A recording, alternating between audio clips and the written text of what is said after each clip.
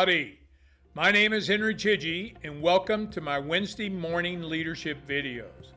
I believe the coaching style of leadership, with foundations built on trust, integrity, and respect for all people, contributes tremendously to a world that works for all of us.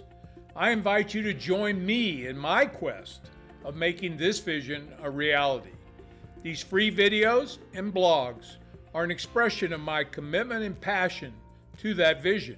I'm very happy you've chosen to spend a little time with me today. Thank you so very much. Decisions, decisions, decisions. Love them or hate them.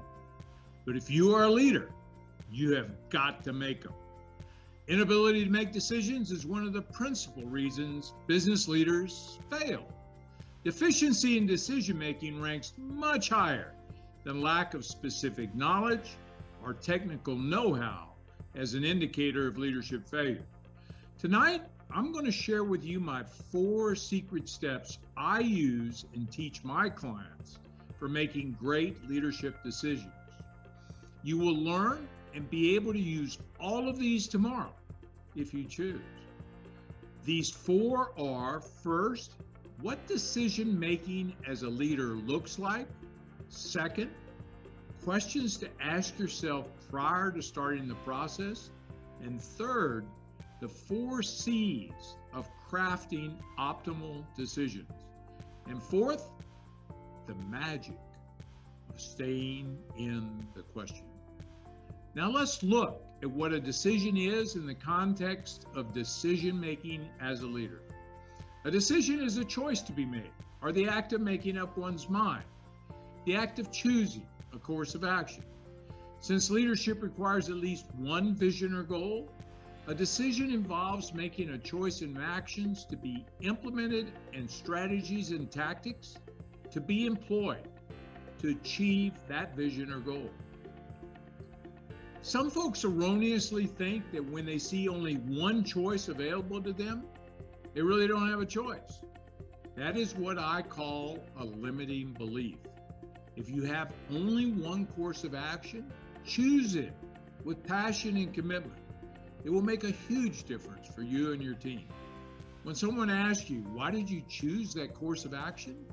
The answer is always, at that moment, it seemed to me to be the optimal decision to make. Under the same circumstances, again, I would do it again. Own your decisions. A little more about one choice. It turns out that is rarely true. Your other option is to not make a decision, at least not now. Remember though, you are as responsible for the outcome of this choice, no decision, as with any other. I've discovered over time that staying in the question, this process of not coming to an answer or choice right now, though uncomfortable for me, many times brings forward valuable information, ideas, and experiences that dramatically improve the decision when made. The next key step in decision making is to ask yourself the following 8 questions. First, what is the decision to be made? Should it be made now? What is the urgency or time factor?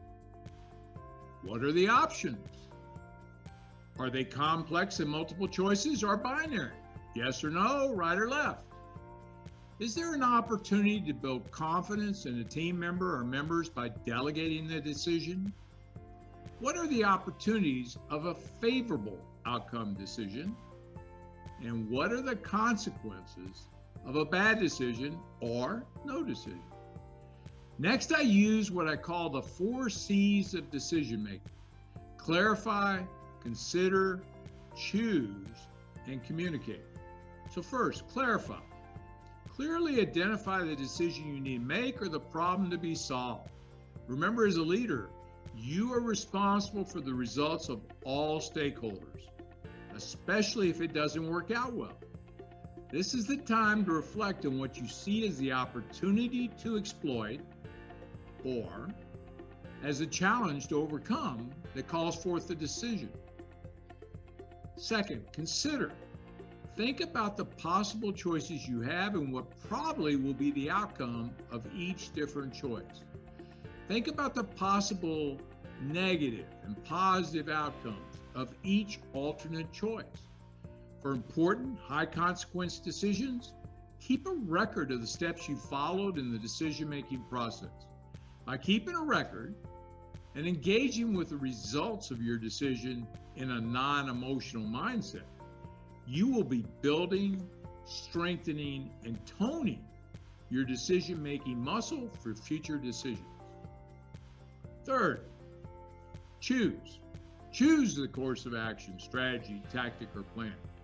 My last steps before finalizing a challenging or important decision is to take a blank piece of paper or a whiteboard. Draw a vertical line right down the middle. And on the left column, I put pro. On the right column, I put con. Then I quickly write myself hints of issues that either support or not support my trial decision. When I have this all down in one place, my choice is usually clear and I move forward with confidence. If though I'm still uncertain, I estimate the weight of each hint.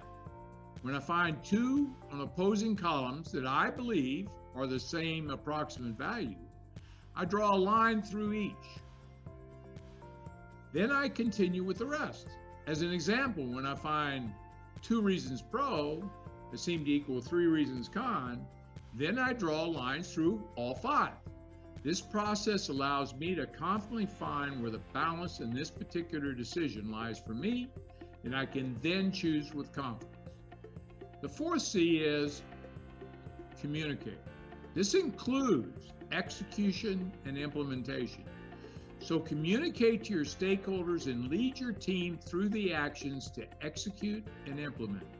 Keep track of progress and results and lead through challenges that may arise. It is important you trust yourself throughout this process so that your folks can trust you and themselves as well. Today, if you learn what decision-making as a leader looks like, that decisions are simply choices that you own the outcomes of. You've learned 8 questions to ask yourself in thinking about making a decision, and you learn the 4 C's of crafting optimal decisions, clarifying, considering, choosing, and communicating. Also, you learn my magical concept called staying in the question. My request to each of you is there something I have said today that had a light bulb go on, or some other type of aha moment for you? Take it out in the world tomorrow and put it to work on the important stuff in your life and your leadership.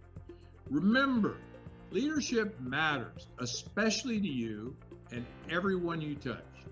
As my mentor Jim Rohn taught me, success is nothing more than a few small disciplines practiced every day, and failure is errors in judgment repeated daily. Thanks for being with me today.